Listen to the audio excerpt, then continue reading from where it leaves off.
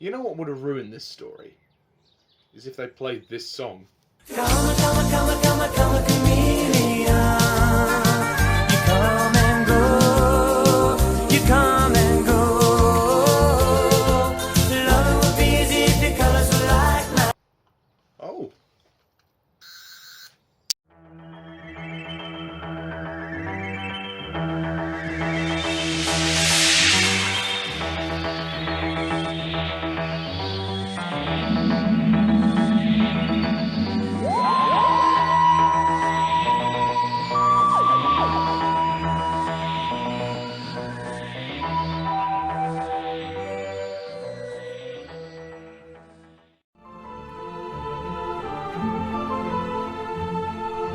Hello, Whovians, and welcome to my review of Doctor Who, The Faceless Ones, starring Patrick Troughton as the Doctor. So, The Faceless Ones. This is the penultimate story of Season 4 of Doctor Who, the 8th story out of 9. It's 6 parts long, and it also features Jamie, Ben and Polly. So, basically, the plot of this story is that the TARDIS arrives on Earth in July 1966 on a runway at Gatwick Airport. Polly witnesses a murder in a nearby hangar and it is kidnapped by the perpetrator, Spencer of the Chameleon Tours. Ben also vanishes. The second Doctor and Jamie are left to convince the skeptical airport commandant that there has been foul play. A great many other people have also vanished, all of them on Chameleon Tours holidays. With the help of Samantha Briggs, the sister of one of the missing youths, the Doctor and Jamie uncover a plot by the alien chameleons to kidnap human youngsters to take their identities, for the chameleons have lost their own identities in an accident on their home planet. The Doctor offers to help the chameleons find another solution to their problem, and the kidnapped humans are released. That is essentially the plot of The Faceless Ones. Okay, The Faceless Ones. So, this is an interesting Doctor Who story,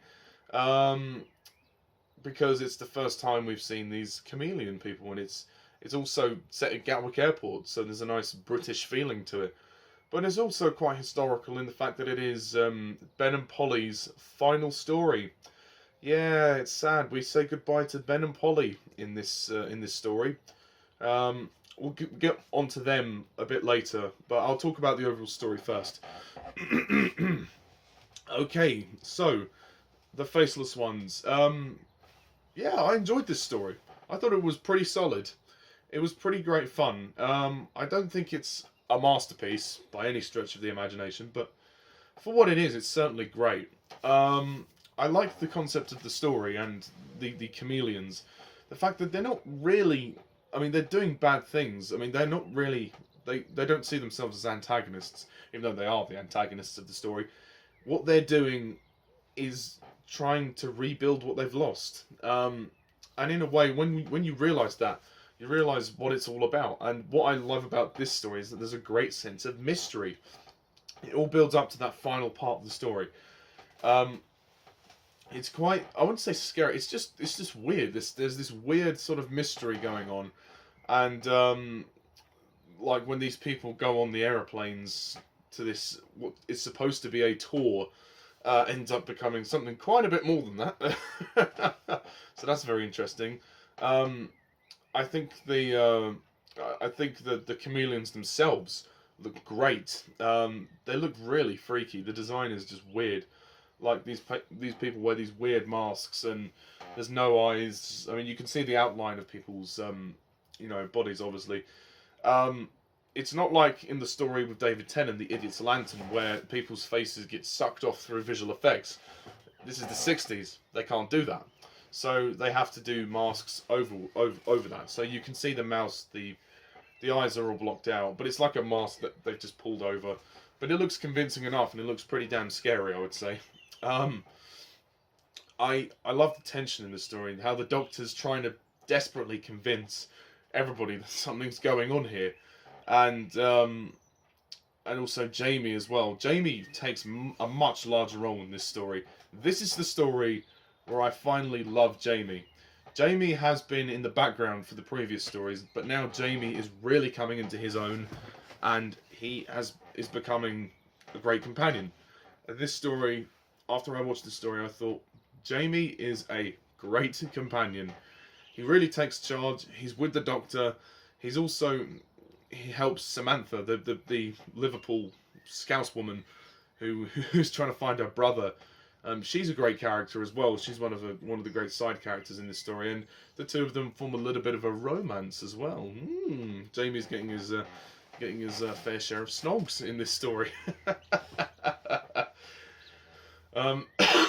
Yeah, and of course the Doctor in this story. I think the cast are great. As I said, Fraser Hines, this is his best performance so far. I haven't seen the rest of his stories, but which is the rest of the Troughton era. But so far, out of the stories he's been in, this is definitely his best performance because he's had the most to do. Patrick Troughton is great as the Doctor. He's very charming, very, very good in this story, very direct, down to the point, and he really asserts himself here. I've really sort of got used to Troughton now as the Doctor as well, so it's nice to see the show, how the show's changed, how eventually you just adjust to what's happened to the new cast. It has to be said though, as good as they are in this story, Michael Craze and Anneke Wills as Ben and Polly, this is their final story. And while I would say that their exit is better than Dodo's exit in the War Machines, it ain't nothing to rave about. Unfortunately, Ben and Polly's exit is not quite what I would have liked it to be. It's certainly not bad. I mean, they basically, in the story, Ben and Polly appear in the first two parts of the story, and then they vanish for various plot reasons, which was really disappointing. Polly gets caught up in the whole problem, and Ben goes off to try and solve the problem, and we never see him again until the final part. It's just really unsatisfying, to be honest. Like, I understand that their contracts were expiring, but surely the BBC could have been a bit more kinder to them and just thought, the producers could have just thought, well, this is their last story. Let's give them hell, give them something great to do.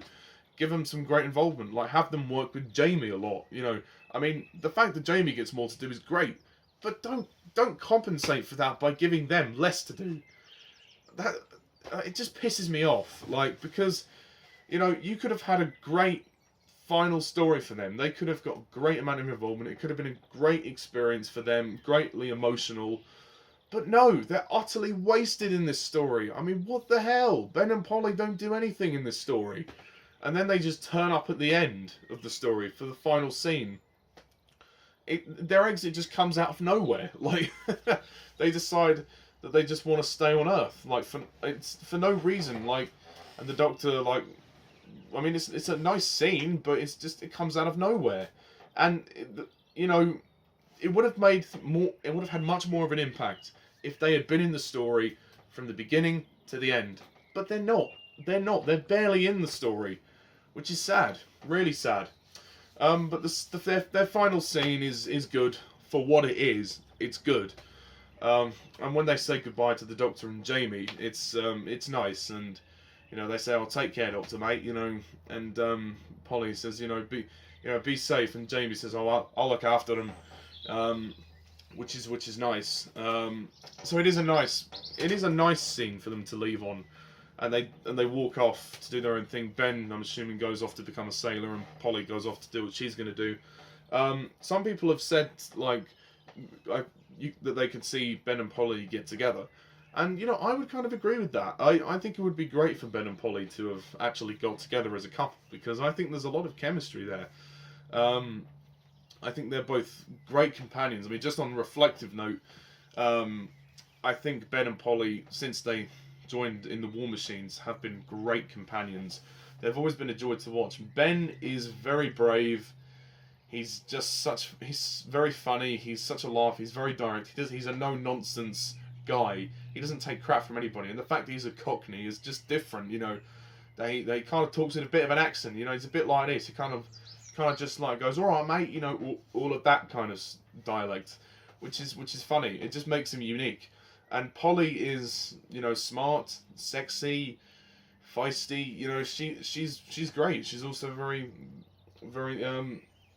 she has a lot of emotions to her. She's a very emotional companion. But at the heart, at the center, she's a very sexy lady. I mean, Anneke Wills is just gorgeous.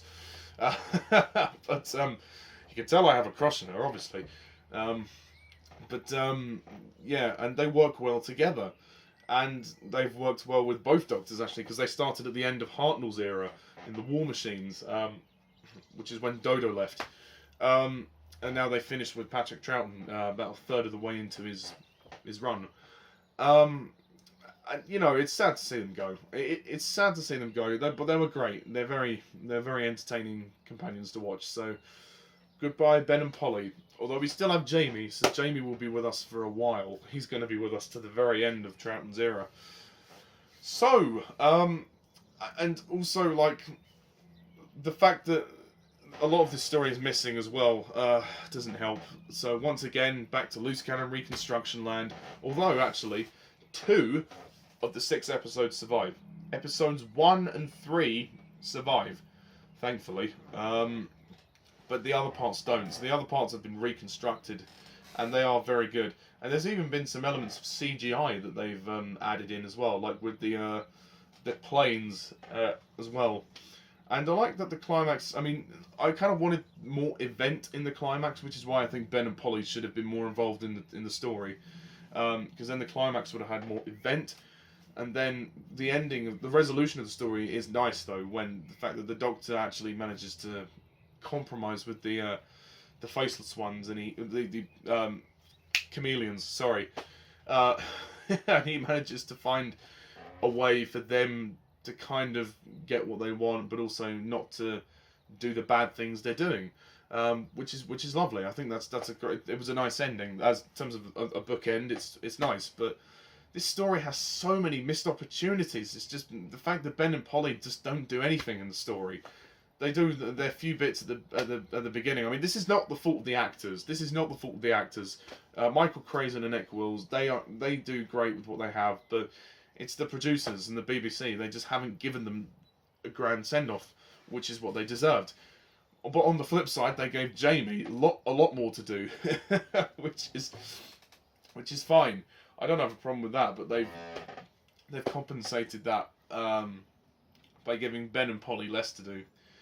And it just icks me off, it really does. And I have to say, one other problem I have with this story is that it's too long. It's 6 parts, and I think it's ever so slightly too long. I think maybe if you cut out at least one part out of this, it would be a lot better. But I did like the character of Samantha, as I said. She was very good. All the side characters I think are interesting, like Jean and Samantha and Blade. There's quite a few good ones, and the fact that it's set in Gatwick Airport is interesting. It's very rare that you'd see a Doctor Who story set in an airport, and I think it's something that the new series should try and do again. But there we go. You never know. So, yeah, at the end of the day, I'm going to give the Faceless ones a 8 out of 10.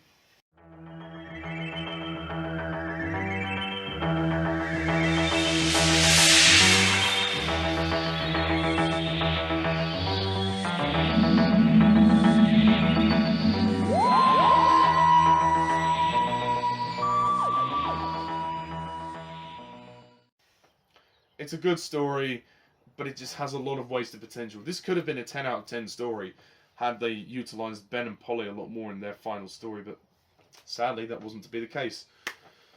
Oh well, what can I say other than goodbye Ben and Polly, and thank you for everything you did in the stories. And Michael Craze and Anneke Wills, I hope they went on to do great careers in acting or whatever they chose to do. And I hope they're proud of what they achieved on Doctor Who, because from what I watched, they did some great stuff. With both William Hartnell and Patrick Troughton. Okay, but the fun continues with the next story, which is the final story of this season, The Evil of the Daleks, which will also feature Jamie. This chair's creaking like mad. Which will also feature Jamie and the new companion Victoria, not to be confused with Vicky from the William Hartnell era. Another character called Victoria. I guess that's why they called her Victoria, because we have Vicky. We have Vicky from the Hartnell era. I can't speak. You know what? I can't even speak. And that's going to be a 7-part story. So that's a long one. But stay tuned for that. I'll also do my mini ranking of the season, which will include the last 2 Hartnell stories, because those 2 are the start of season 4. So yes, until then, thank you guys all for watching, and as always, I'm Mr. TARDIS11. See ya.